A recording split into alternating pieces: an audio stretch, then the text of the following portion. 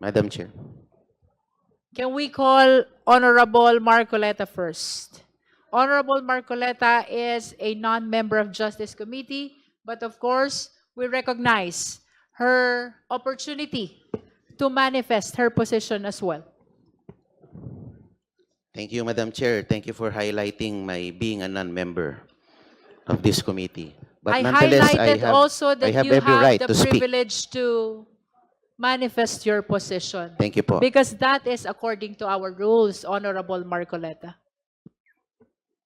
Including the highlighting of being a non-member. Kasama po yun. The rule that non-members cannot raise a motion and cannot vote, but they Opo. can manifest. And that is observed in all committees in the House of Madam Chair, I Representatives. did not say that I'm about to make a motion. Wala nung po akong sinabi. Anyway, ma'am, magandang hapon po sa Madam Chair, sa Madam committee na Chair, ito.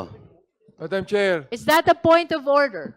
Yes, not really the point of order. I just would like to find out if he is a she or a he because you have been mentioning her. Point of order, Madam Chair. Let's allow Congressman Marcoleta to proceed. All right. Honorable Marcoleta is recognized. You may proceed.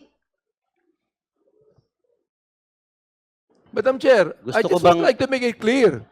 He Madam is Chair, he. He is he. I point of stand order is not corrected. in order, Madam Chair, because I just want to make, because you said twice her. All right. So I I'm would like to addressing find out him. if she is a she or a he. Madam is Chair, he. make a ruling and allow Congressman Marcoleta to proceed. As a response to proceed the to- Honorable Abante, we are addressing now Honorable Marcoleta as he, him, his, and the chair therefore stands corrected. You may proceed, Honorable Marcoleta. Thank you, Madam Chair. Thank you for that clarification, Bishop Benny Abante. Ewan ko kung is that germane to this hearing. Anyway, magandang araw po, ginang Madam Chair at sa mga kapita-pitagang miyembro ng committee na ito. Marahil ay inaasahan nyo na ako po ay magbibigay ng manifestasyon para tutulan ang pagbubukas ng box na yan mula sa BIR. Ang katunayan po, ako po ay hindi tututol. You may go ahead and open it all you want. Sabi nga ni Madam Chair, hawak niya ang beat. Sino ba naman ako para pigilan ito? Sabi nga ng kanta, huwag mong bibitawan. Huwag niyo nang bitawan yung box.